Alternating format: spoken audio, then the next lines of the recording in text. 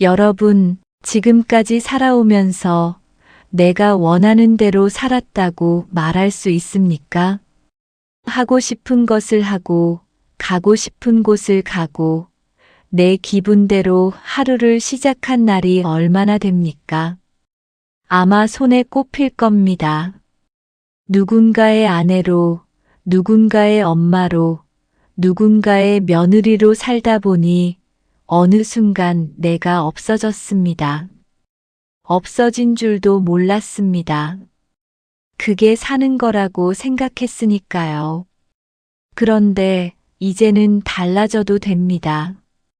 오늘 그 얘기를 함께 해보려고요. 60대부터 자기 자신의 편이 되는 법, 희생을 내려놓고 내가 주인공이 되는 선택에 대해 5가지로 이야기해 드리겠습니다.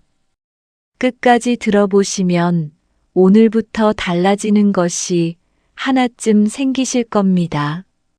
첫 번째로 드릴 이야기는 내가 먼저라는 말이 왜 이렇게 낯선가입니다. 어릴 때부터 우리는 이런 말을 들으며 자랐습니다. 내가 참아라. 내가 양보해라. 내가 먼저 나서면 안 된다. 그 말들이 쌓여서 어느 순간부터 내 필요를 앞에 두는 것이 눈치 없는 행동처럼 느껴지게 됩니다. 그게 한두 번이 아니었습니다. 학교에서도 집에서도 직장에서도 같은 말을 들었습니다. 그러다 보니 어느 순간부터 내가 원하는 것을 말하는 것 자체가 어색해집니다. 말하기 전에 먼저 눈치를 보게 됩니다. 이게 괜찮은 걸까? 내가 너무 나서는 건 아닐까 하고요. 그러다 보니 이런 일이 생깁니다. 몸이 피곤해도 먼저 말하지 않습니다. 하기 싫은 일이 생겨도 거절하기가 쉽지 않습니다. 내가 원하는 것을 말하려다가도 다른 사람이 불편하면 어떡하나 싶어서 입을 닫습니다. 이게 배려가 아니었다는 것을 알아야 합니다. 배려는 내가 있을 때 줄 수 있는 것입니다. 내가 없는 상태에서 주는 건 배려가 아니라 소모입니다. 매일 비워지면서 채워주려고 하면 어느 시점에 더는 줄 것이 없어집니다. 그때 남는 건 피로감뿐입니다. 어떤 분은 이런 말씀을 하십니다. 나는 그렇게 살아온 게 후회가 되지는 않는다고. 가족을 위해 산 시간이 의미 없었다는 게 아니라는 것, 저도 압니다. 다만 지금부터는 그 방향을 조금 바꿔도 된다는 이야기입니다. 그동안 충분히 했습니다. 이제는 나를 위해 쓰는 시간이 있어도 됩니다.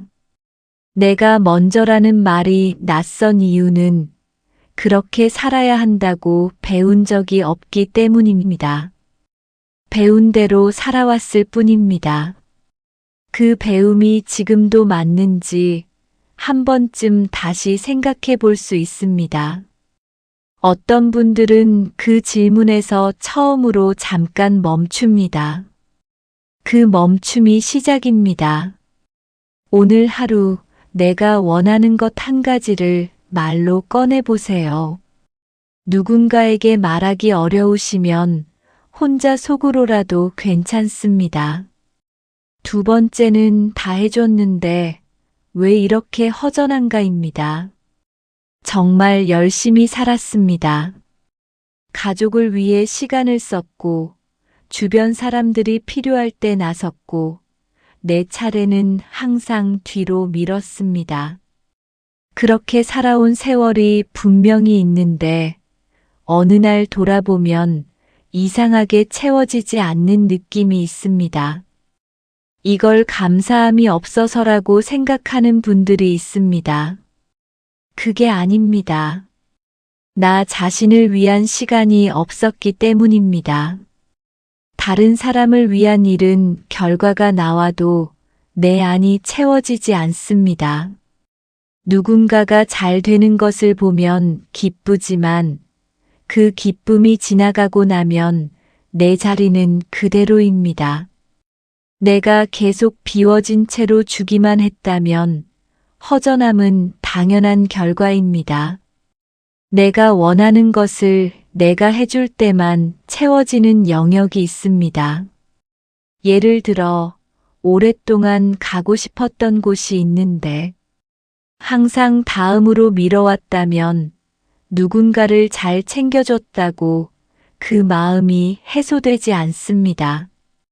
읽고 싶었던 책, 해보고 싶었던 것, 아무 이유 없이 쉬고 싶었던 오후, 그런 것들이 쌓인 채로 남아있으면 자꾸 어딘가 부족한 느낌이 이어집니다. 생각해보면 이런 순간이 있었을 겁니다. 자식 결혼식을 잘 치르고 나서 아니면 오래 돌봐온 부모님을 보내고 나서 큰일을 마치고 나면 잠깐 멍해지는 시간이 옵니다. 잘 해냈는데 뭔가 끝난 것 같은데 이상하게 기쁘지가 않은 그 느낌.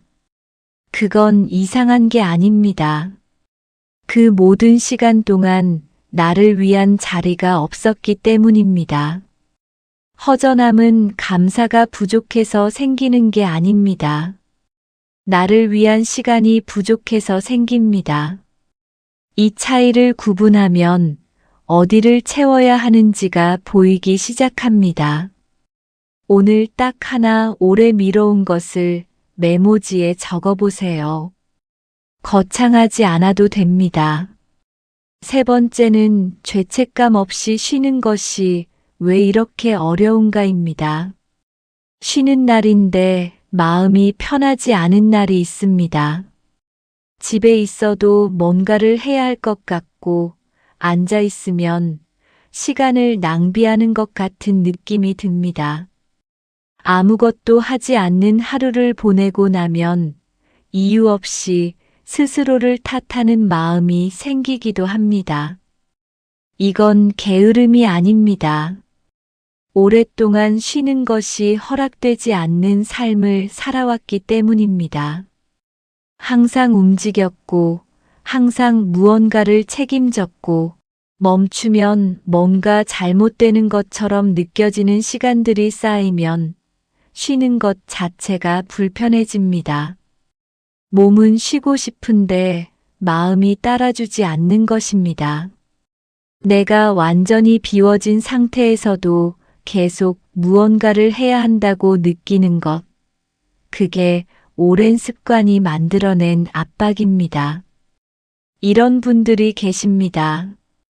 모처럼 혼자 있는 시간이 생겼는데 뭘 해야 할지 모르겠다고 하십니다.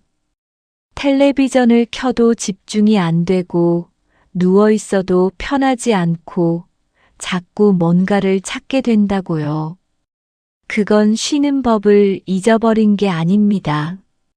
쉬는 것이 허락된다는 걸 몸이 아직 모르는 겁니다. 쉬는 것은 아무것도 하지 않는 게 아닙니다. 내가 다시 움직일 수 있게 준비하는 시간입니다. 기계도 계속 돌리면 고장이 납니다. 사람도 마찬가지입니다. 멈추는 시간이 있어야 다음이 있습니다. 그런데 죄책감 없이 쉬는 것, 이게 생각보다 오래 걸립니다. 한두 번 쉰다고 바로 편해지지 않습니다. 쉬어도 된다는 것을 몸이 받아들이는 데는 시간이 필요합니다. 그 시간을 스스로에게 주는 것, 그게 자기 편이 되는 첫 번째 연습입니다. 이번 주 딱 한 오후 아무 계획 없이 두어보세요. 무엇을 해야 한다는 생각 없이 그냥 두는 시간입니다. 네 번째는 관계 안에서 내 자리가 왜 점점 좁아지는가입니다. 오래된 관계일수록 역할이 고정되는 경향이 있습니다. 늘 맞춰주던 사람, 늘 먼저 연락하던 사람, 늘 들어주던 사람. 그 역할이 한번 자리를 잡으면 바꾸기가 쉽지 않습니다. 이런 일이 있습니다. 수십 년을 알고 지낸 친구가 있는데 언제부터인가 연락은 항상 내가 먼저입니다. 만나면 그 친구 이야기를 주로 듣고 내 이야기를 꺼내면 금방 화제가 바뀝니다. 모임이 끝나고 집에 돌아오면 이상하게 피곤합니다. 즐거웠는데 왜 이렇게 지치는지 모르겠다 싶은 날이 생깁니다. 그건 만남이 즐겁지 않아서가 아닙니다. 그 관계 안에서 내가 계속 주기만 했기 때문입니다. 나는 비워진 채로 채워주는 자리에 앉아 있었던 것입니다. 자녀와의 관계에서도 비슷한 흐름이 생깁니다.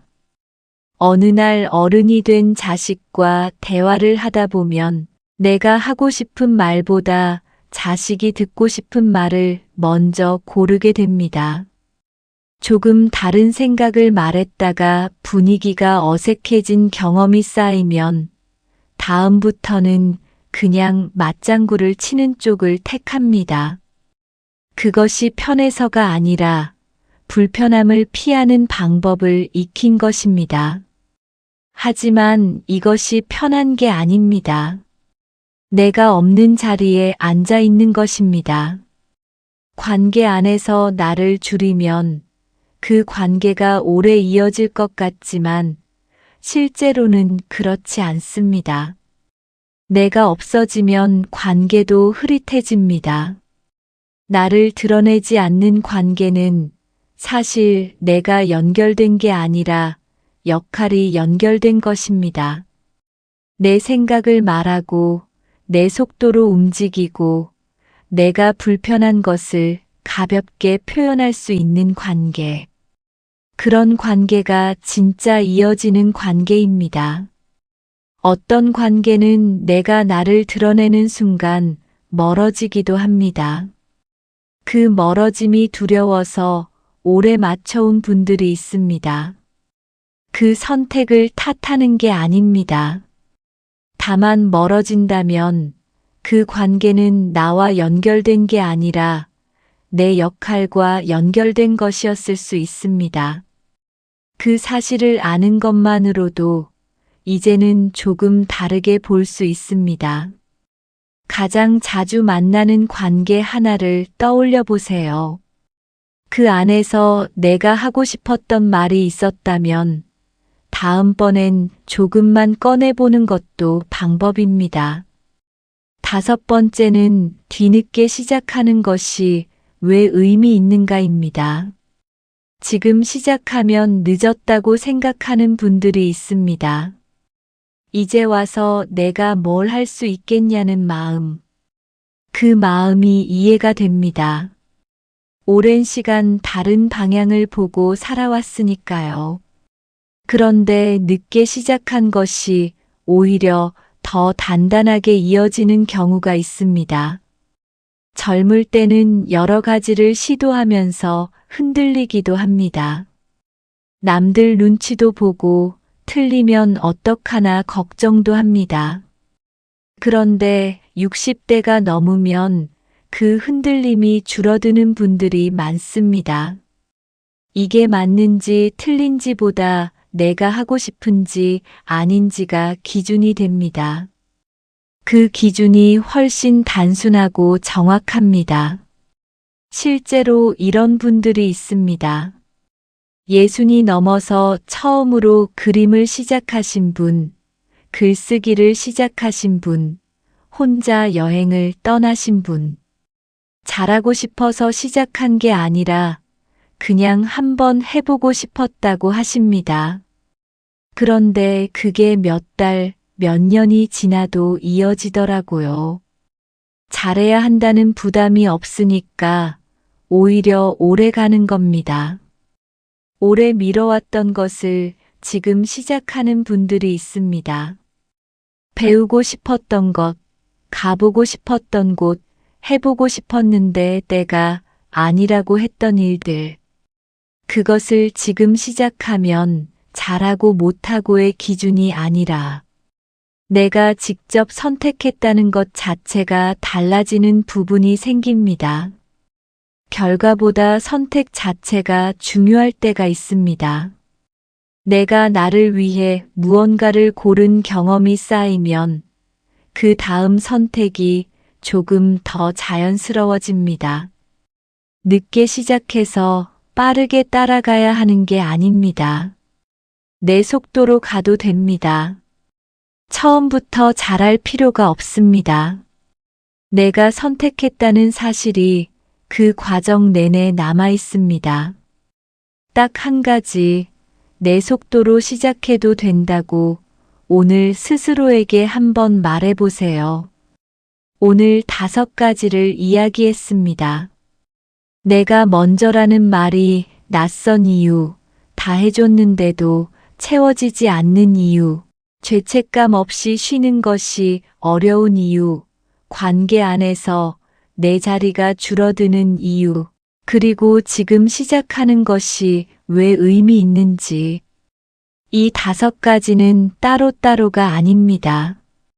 나를 뒤로 밀어온 오랜 습관이 만든 흐름입니다. 그 흐름을 알아챈 것만으로도 오늘은 다른 하루가 됩니다. 60대부터는 내가 나의 편이 되는 때입니다. 이제는 나를 중심에 두는 것이 틀린 게 아닙니다. 오늘도 함께 해주셔서 감사합니다. 지혜를 담는 오늘이었습니다.